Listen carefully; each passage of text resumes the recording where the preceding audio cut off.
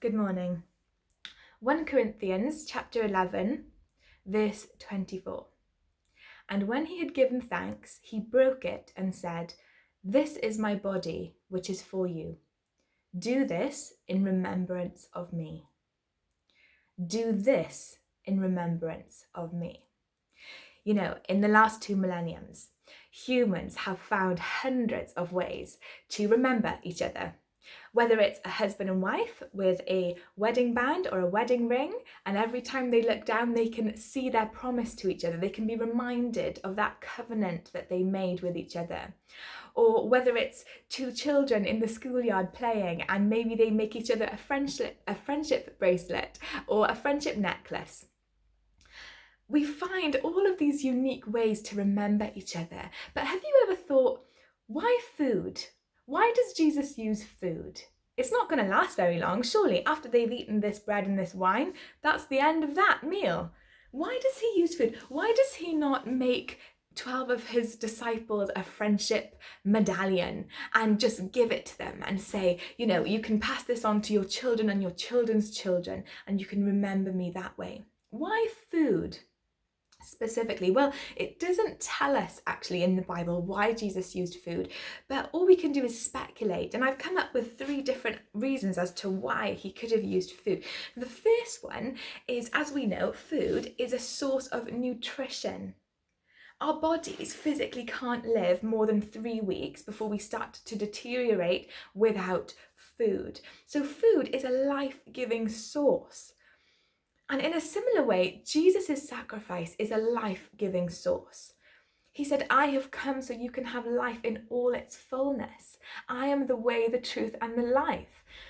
So perhaps that's one reason. Food gives us nutrients, and we know that our spiritual and our soulful selves also need the same nutrients. Jesus' sacrifice was life-giving. Or the second reason could be very simply, we love food, don't we? I'm not sure about you, but the food hours of the day are always my favourite. Breakfast, lunch, dinner, and supper if you're being really fancy. But food is something where you can all come together, all your family can come around the table and enjoy a meal together. There's something exciting, isn't there, about being asked, "Do you fancy coming to dinner tomorrow night?" That's exciting. We love to enjoy food. Now you might say, well, how can we enjoy Jesus' sacrifice? Because it was a really sad day, wasn't it? I suppose it's more than sad. Sad doesn't really cover it.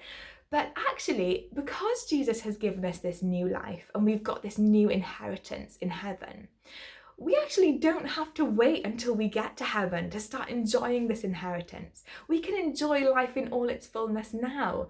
We can enjoy the truths that Jesus tells us, that we are his children, and we can start living lives without being bogged down with the sin of our old ways.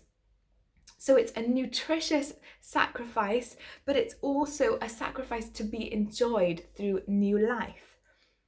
And finally, food is a constant in our lives, isn't it? It is a constant. It's not like we say, well, I had a sausage sandwich last Tuesday, so I'm not going to eat now until, 2 weeks later. No, we eat every single day. And so we need to come to Jesus every single day. We need to ideally come back to the cross every single day and remind ourselves of the sacrifice and the huge cost that was involved at Calvary. There is a verse in the Bible that says, "Taste and see that the Lord is good." And I never really used to understand that Bible verse, but someone explained it the other day to me like this. If you saw a cooking program where somebody, maybe Jamie Oliver, was making a fresh loaf of bread, that's great, isn't it? It's lovely to watch food being cooked. Also, it's lovely to walk through someone's house who has just baked fresh bread. You know that smell of fresh, warm, baked bread? That's one of my favourite smells. But what is even better than seeing and smelling food is actually getting to taste it. You can see it, you can touch it, you can smell it. It involves all of the senses. It's a tangible thing that you can hold. And Jesus' sacrifice is also a tangible thing. We can digest the bread the same way that we can digest the magnitude of what happened at Calvary on that day.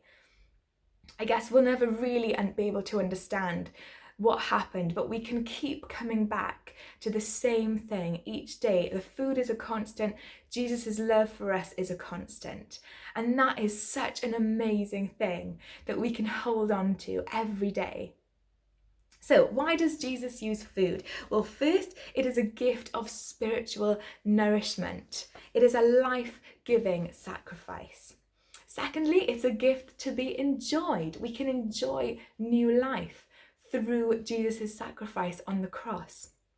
And thirdly, it's a tangible daily constant, a daily reminder of his love to us. Did Jesus just forget to bring the medallions that he had carved lovingly earlier that day? Somehow I don't think so.